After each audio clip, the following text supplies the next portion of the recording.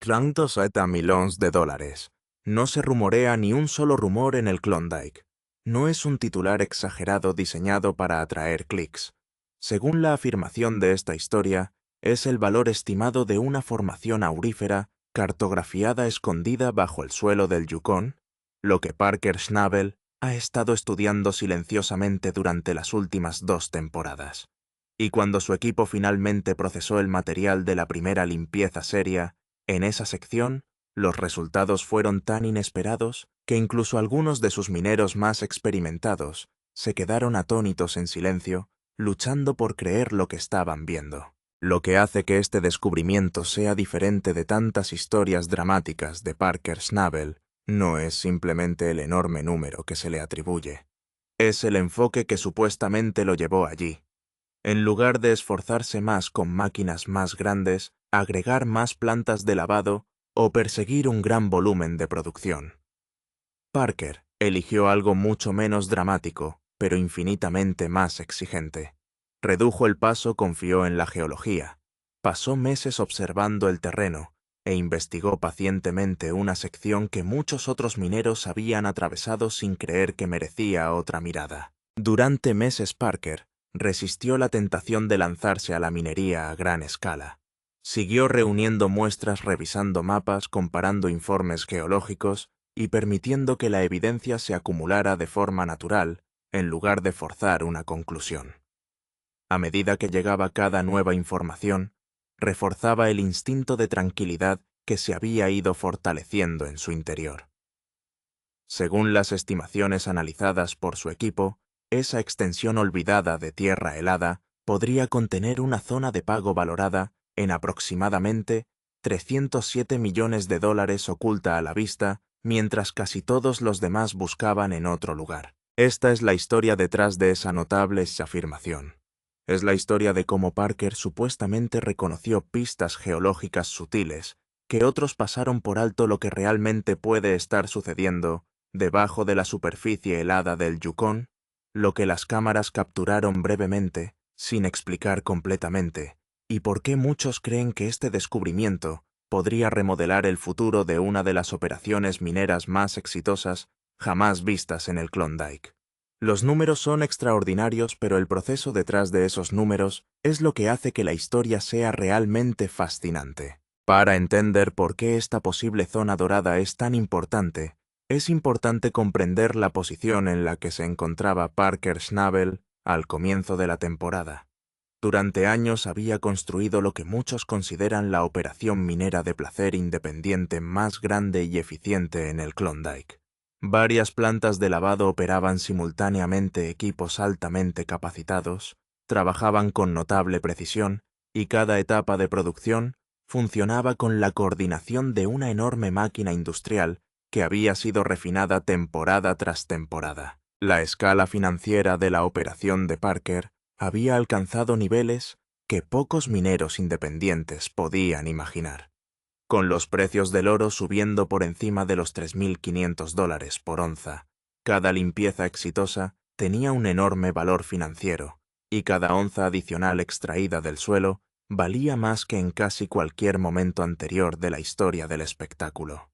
Desde fuera parecía como si Parker tuviera todos los motivos para sentirse satisfecho con su éxito. Sin embargo, la satisfacción nunca ha sido la fuerza que impulsó sus decisiones, a diferencia de muchos operadores que juzgan el éxito comparando limpiezas semanales o compitiendo con reclamaciones vecinas. Parker siempre se ha medido con algo mucho más exigente. Su estándar nunca ha sido si recuperó más oro que otro minero. En cambio, se pregunta constantemente si ha extraído todo lo que la propia tierra es capaz de dar. Esa mentalidad lo ha llevado repetidamente a cuestionar suposiciones que muchos mineros experimentados simplemente aceptarían sin dudarlo. A medida que se desarrollaba otra temporada minera, cambios sutiles en el terreno comenzaron a contarle a Parker una historia que las cifras de producción por sí solas no podían explicar. Las zonas salariales más ricas y evidentes que habían generado excelentes rendimientos durante años estaban empezando a mostrar signos de declive gradual. Todavía contenían oro, pero la concentración parecía estar disminuyendo, y el aumento del volumen de producción por sí solo ya no prometía las espectaculares ganancias que su operación necesitaba para seguir creciendo al mismo ritmo. En lugar de buscar un reclamo completamente nuevo o abandonar un territorio familiar, Parker tomó una decisión mucho más sorprendente. Dirigió su atención hacia una sección de terreno abandonada que su propia operación ya controlaba, pero que nunca había considerado una prioridad. Se mantuvo en silencio junto a recortes más productivos ignorado, no porque alguien hubiera demostrado que no valía nada, sino porque generaciones de mineros simplemente habían asumido que no ofrecía nada extraordinario. Los registros geológicos más antiguos reflejaban esa misma suposición. Los operadores anteriores solo habían realizado muestreos limitados, recopilado un puñado de mediciones básicas y rápidamente trasladaron su atención a otra parte. En la superficie, el área parecía casi idéntica a todas las demás secciones congeladas que la rodeaban. Parecía plano ordinario y completamente anodino, sin ofrecer ninguna de las dramáticas pistas visuales que normalmente atraen inversiones mineras serias. Sin embargo, los pequeños cortes exploratorios de Parker comenzaron a revelar detalles que se negaban a coincidir con esas impresiones superficiales.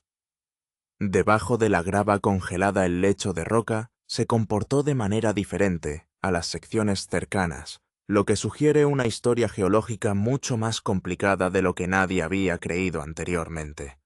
Cuanto más investigaba su equipo, más obvio se volvía que algo inusual podría estar sucediendo debajo del paisaje visible. Una observación resultó especialmente importante. La evidencia sugirió que un antiguo canal de arroyo enterrado se extendía mucho más profundamente debajo de esta sección de lo que habían predicho los modelos geológicos circundantes. Para los mineros de placer experimentados, esta posibilidad llama inmediatamente la atención porque los canales antiguos a menudo conservan las concentraciones más ricas de oro. Cuando los sistemas de arroyos enterrados permanecen intactos durante miles de años, a veces se convierten en lugares de almacenamiento natural, donde las pesadas partículas de oro se acumulan gradualmente durante inmensos períodos de tiempo geológico. Incluso después de reconocer esas señales alentadoras, Parker decidió no hacer publicidad de su creciente confianza. Compartió la información solo con miembros confiables de su propia operación, evitando las conversaciones informales, que a menudo se propagan rápidamente entre los equipos mineros de todo el Klondike.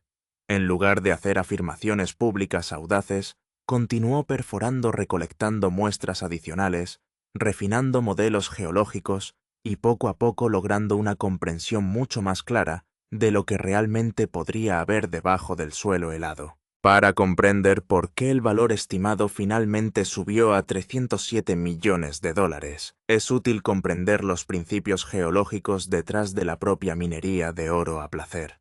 A diferencia de la minería de roca dura, donde los mineros siguen vetas sólidas, encerradas dentro de un lecho de roca, la minería de placeres se centra en vías fluviales antiguas.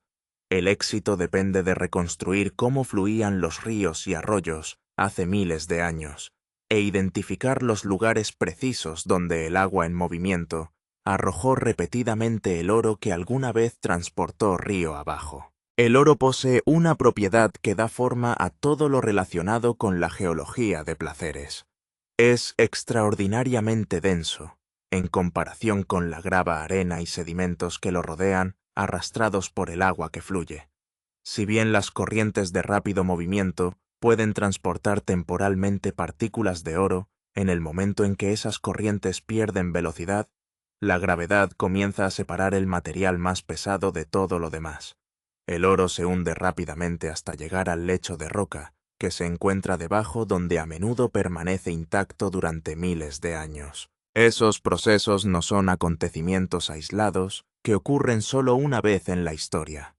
Se repiten continuamente a lo largo de incontables generaciones. A medida que los ríos crecen, cambian, se inundan y se asientan nuevamente. Cada vez que el agua antigua disminuía su velocidad, en la misma curva se ensanchaba después de un pasaje estrecho, o perdía energía cuando dos canales se fusionaban otra capa de oro, se depositaba en el lecho de roca debajo. A lo largo de inmensos períodos de tiempo geológico, esos depósitos repetidos se fueron acumulando gradualmente unos sobre otros, creando zonas productivas concentradas capaces de producir recuperaciones asombrosas. Dentro de la industria minera, estos depósitos inusualmente ricos se conocen como zonas productivas de alta concentración. Representan la diferencia entre un terreno ordinario, que ofrece rendimientos consistentes pero modestos, y un terreno excepcional capaz de producir limpiezas que sorprenden incluso a los mineros experimentados.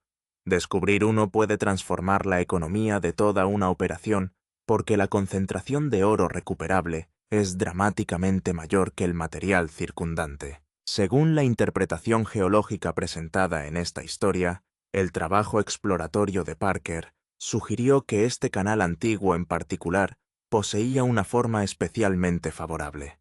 En un momento el arroyo enterrado pareció estrecharse bruscamente entre dos formaciones de lecho rocoso, antes de abrirse en una sección mucho más ancha, a poca distancia río abajo. Esa transición es exactamente el tipo de ambiente donde la desaceleración del agua frecuentemente libera grandes cantidades de material pesado sobre el lecho de roca que se encuentra debajo. La teoría propuesta por el equipo geológico sugería que el oro no se esparció uniformemente por toda el área. En cambio, se acumuló densamente dentro de la sección que se ensanchaba inmediatamente más allá del canal estrecho, creando un depósito concentrado en lugar de una fina capa extendida a lo largo de un amplio paisaje. Si es exacta esa configuración, explicaría por qué el muestreo temprano produjo resultados cada vez más alentadores, con cada corte de prueba adicional. A medida que finalmente se aplicaron imágenes del subsuelo y mapas geológicos más sofisticados en todo el reclamo, la imagen supuestamente se volvió aún más impresionante. Las muestras exploratorias originales habían sugerido una formación con un valor potencial de alrededor de 180 millones de dólares, una cifra ya extraordinaria que justificaba una inversión importante.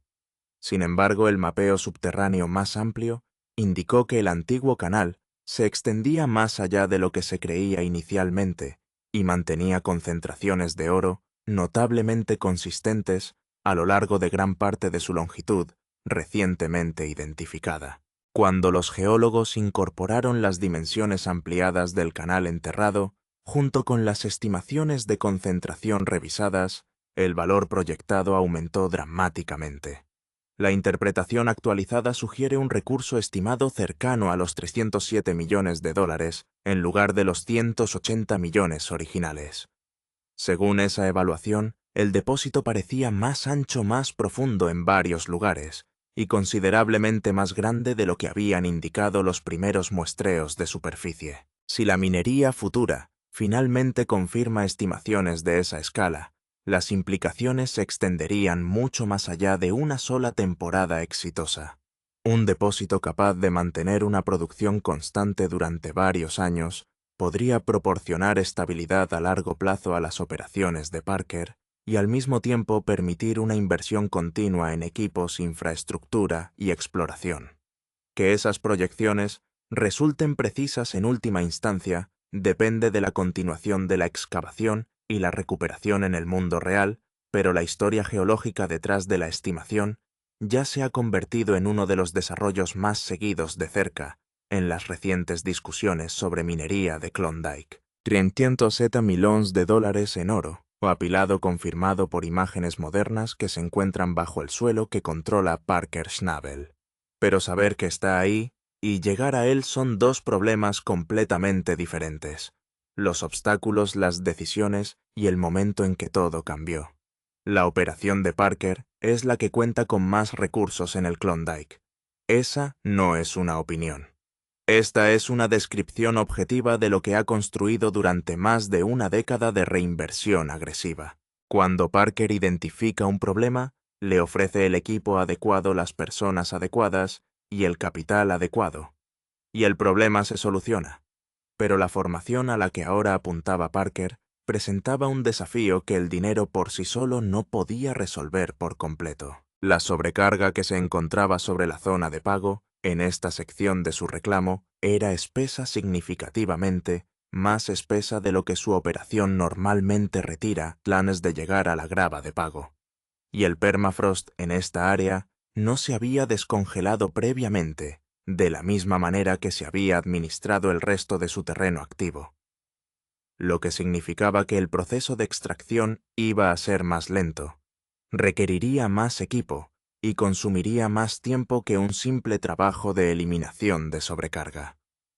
Parker tomó la decisión de comprometerse de todos modos. Redirigió el equipo de sus operaciones secundarias específicamente para abordar el problema de sobrecarga en esta sección. Amplió su operación previa al deshielo para comenzar a aflojar la capa de permafrost sobre la formación y aportó capacidad adicional de topadoras para acelerar el cronograma de desmantelamiento. El compromiso de capital aquí no fue pequeño. Cuando se suman las horas del equipo, el combustible, el tiempo de la tripulación y la operación previa al deshielo.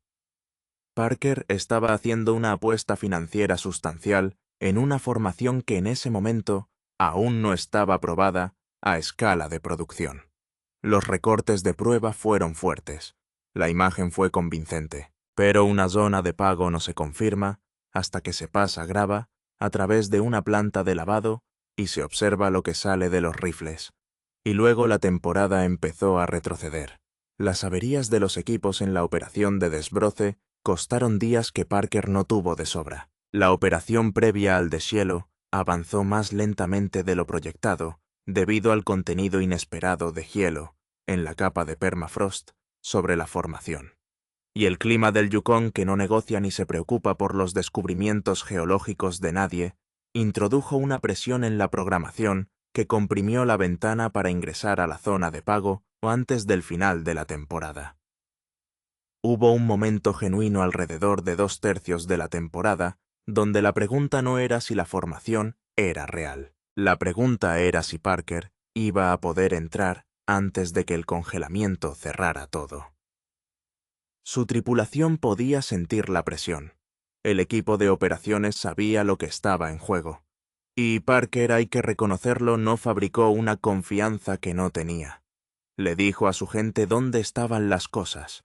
Les dijo cómo era la ventana. Y luego les dijo lo que iban a hacer al respecto. Realizaban la operación de desmontaje las 24 horas del día, no en turnos ni en rotaciones diseñadas para proteger las horas del equipo. Las 24 horas del día con el tipo de impulso sostenido que quema a personas y maquinaria, pero colapsa una línea de tiempo de 2 semanas en algo que la temporada realmente podría acomodar. Cuando la grava finalmente llegó a la planta de lavado, para la primera limpieza de esta formación, el silencio que cayó sobre el equipo de Parker en los momentos previos al pesaje te dijo todo lo que necesitabas saber sobre lo que estaban viendo en esos rifles. El número que regresó confirmó que la formación se estaba desempeñando exactamente a la concentración que las imágenes habían predicho. Los $307 millones ya no eran una proyección, era una realidad de producción comprobada. Lo que esto significa para Parker el Klondike y todos los que lo rodean. Pongamos $307 millones en contexto, porque una cifra tan grande requiere contexto para aterrizar adecuadamente. Las mejores temporadas de Parker Schnabel han producido entre 10 y 15 millones de dólares en valor total de oro. Son cifras extraordinarias. Esos son números que la mayoría de las operaciones mineras en cualquier parte del mundo considerarían un logro que define una carrera en una sola temporada. $307 millones a plena producción representan entre 20 y 30 años de la mejor producción estacional de Parker, sentados en una formación en el terreno que él ya controla. Ahora, para tener claro lo que eso significa realmente en la práctica, que el oro no salga en una temporada. No Sale en 5. Acceder a una formación de este tamaño a tasas de producción sostenibles, utilizando el tipo de equipo de minería de placer que opera Parker, es una propuesta de varias décadas. La helada del Yukón detiene la producción todos los años. La gestión del permafrost limita la rapidez con la que se puede eliminar la carga. e incluso la operación de Parker a escala como está, solo puede procesar una cantidad limitada de material por temporada. Pero esto es lo que realmente significan para la operación de Parker Schnabel 307 millones de dólares en una zona de pago confirmada, cartografiada y probada. Significa una seguridad que ningún otro operador del Klondike tiene actualmente. Significa que cuando los precios del oro se mueven, y a $3.500 la onza, ya están en máximos históricos, cada movimiento alcista en el precio por onza se multiplica en una reserva que ahora está probada y mapeada. Significa que la operación de Parker tiene una pista que se extiende mucho más allá de cualquier lugar en el que se encuentren actualmente sus competidores. Way significa algo más, algo que los demás operadores del Klondike tendrán que tener en cuenta. Parker Schnabel se volvió mucho más difícil de atrapar. Tony Beats tiene la experiencia, la infraestructura y la fuerza de personalidad que ha mantenido su operación en la cima del Klondike durante décadas. Pero Tony también gestiona equipos obsoletos, una operación compleja repartida en múltiples sitios y la inevitable cuestión de la sucesión a largo plazo. Kevin Beats acaba de demostrar que puede encontrar oro que nadie más vio. El resultado del corte en forma de esfinge fue notable para un jefe de mina en su segundo año de operación independiente. Pero Kevin está trabajando con una fracción del capital de Parker, una fracción de la capacidad del equipo de Parker y un cronograma que se mide en temporadas en lugar de décadas. Los otros jefes mineros en el programa son talentosos, ingeniosos y motivados, pero ninguno de ellos tiene una zona de pago confirmada de 307 millones. Parker lo es, y lo descubrió no gastando más, ni escalando más, ni haciendo lo que siempre hace, y subiendo el volumen de su operación actual. Lo encontró haciendo algo diferente leyendo el terreno que hay debajo del terreno, realizando cortes de prueba, en un terreno que todos los demás habían ignorado siendo paciente en un negocio que castiga a los pacientes, y luego comprometiendo todo cuando los datos le decían que se moviera. Esa combinación, la paciencia analítica y el compromiso total, cuando llega el momento, es lo que separa a Parker Schnabel de todos los demás operadores que trabajan en el Klondike en este momento. El panorama más amplio, y lo que viene a continuación es la pregunta que toda esta historia deja abierta, y es una pregunta más grande que una zona de oro en un reclamo en el Yukon. Si una formación de 307 millones de dólares estaba allí en un terreno que había sido trabajado, cartografiado y muestreado durante décadas, esperando a ser leída adecuadamente por alguien dispuesto a aplicar imágenes modernas del subsuelo a terreno antiguo. ¿Cuántas otras formaciones como esta todavía existen? El Klondike no es un nuevo yacimiento de oro. Se ha extraído de una forma u otra desde la década de 1890. La fiebre del oro original de Klondike, en 1898, atrajo a más de 100.000 personas a esta región. Se hicieron y se perdieron fortunas. El terreno fue trabajado con la tecnología y el conocimiento que existía en ese momento. Pero la tecnología que existía entonces, e incluso la tecnología que existía cuando comenzó la era moderna de la minería de placeres, a gran escala, no es la tecnología que existe ahora. Imágenes de penetración del suelo, mapeo del subsuelo, análisis geológico moderno de sistemas de drenaje antiguos. Estas herramientas pueden ver cosas que las generaciones anteriores de mineros simplemente no podían ver, lo que significa que existe una posibilidad muy real de que lo que encontró Parker no sea la excepción. Puede que sea el patrón. Los terrenos viejos, los terrenos que han sido cancelados, los terrenos que han sido muestreados y pasados por alto, pueden contener concentraciones que los operadores originales no tenían las herramientas para encontrar. Los patrones mineros, que estén dispuestos a volver a ese terreno con tecnología moderna y genuina, curiosidad geológica, son los que van a encontrar la próxima formación de 307 millones de dólares. Parker Schnabel encontró este. Kevin Beats encontró el corte de la esfinge leyendo Scribner Creek con más atención que nadie y antes que él se hubiera molestado en leerlo. El patrón está empezando a surgir. El Klondike no se está quedando sin oro. Se están quedando sin operadores dispuestos a buscarlo de la manera difícil, de la manera paciente, de la manera que requiere leer el terreno antes de mover un solo metro cúbico de material. Parker Schnabel acaba de recordar a todos en ese sistema fluvial cómo se ve cuando el operador con más recursos del Klondike también se convierte en el más paciente. 307 millones de dólares en oro acumulado, probado, mapeado y listo para salir a la superficie temporada tras temporada durante las próximas décadas. Este no es el punto culminante de la historia de Parker Schnabel. En todo caso, es el momento en que su operación se convirtió en algo que el Klondike no había visto en mucho tiempo. Una mina generacional construida en un terreno que todos los demás pasaban por alto, encontrada por un hombre que se negó a dejar de buscar. Si este desglose cambió la forma en que ve la temporada de Parker, presione el botón "Me gusta" ahora mismo. Toma un segundo y realmente ayuda a que este canal llegue a más personas interesadas en la verdadera historia detrás del oro. Suscríbase para estar aquí cuando desglosemos lo que Parker hará a continuación, cómo administra una reserva de 307 millones de dólares contra un reloj que nunca se detiene, y lo que eso significa para todas las demás operaciones en el Klondike. Deja tus pensamientos en los comentarios. ¿Parker Schnabel es ahora intocable en el Klondike? ¿O todavía hay alguien capaz de dar la sorpresa? Quiero escucharlo.